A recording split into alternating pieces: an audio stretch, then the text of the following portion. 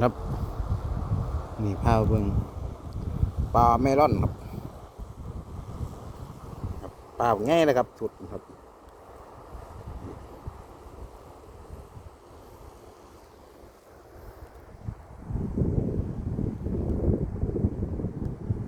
ครับเต็มแล้วเนี่ยเขาเจ็บแล้วถ้ามันเดือจะพาเจ็บเปล่า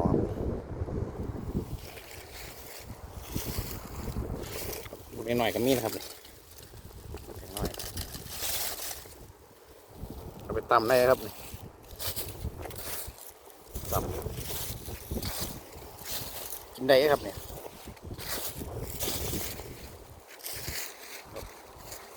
มาหาเก็บเอาทุกมันเดียวครับหลายครับ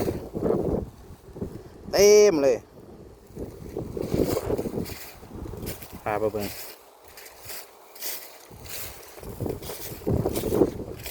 โอ้ดิ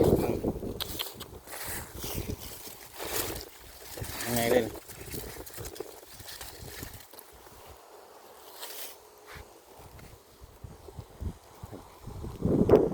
หลายนะครับเอาลูกนึงครับงามเลย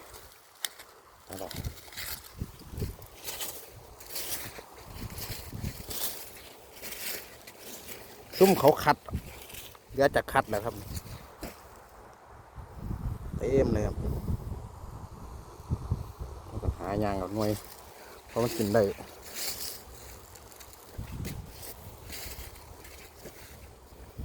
โอ้หลายครับนี่ครับหน่วยนึงครับนี่ครับยังเลย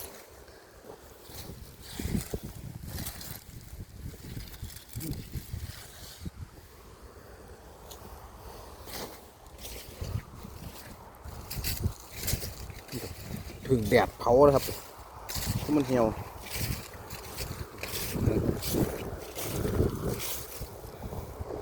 จะเป็นยังไงครับเต็มเลยครับ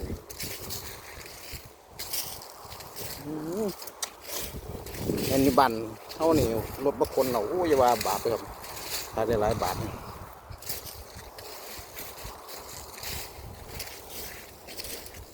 หน่อยไงวนกันไป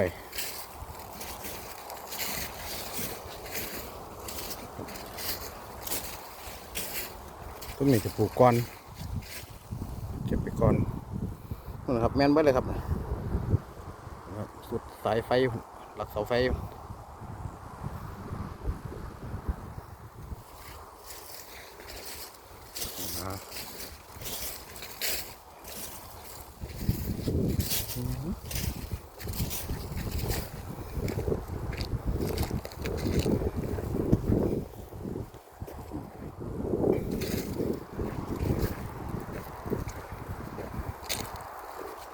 งามเลย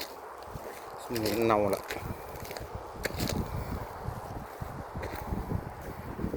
ขัดดอกเบา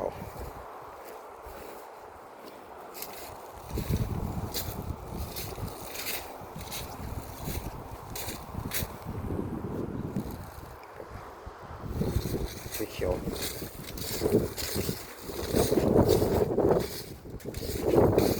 เต็มเลยครับ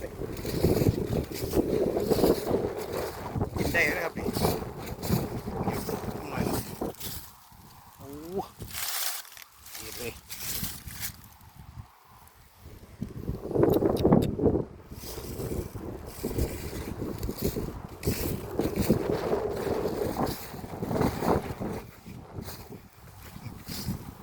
ยางครับหน่วยหนึ่งอย่างงามเลย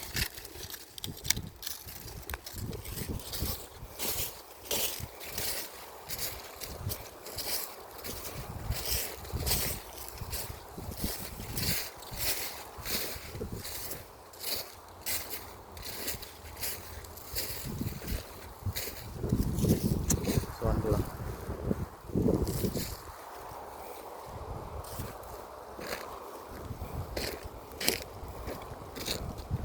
ครับสองหน่วยงามเลยลังหวานครับ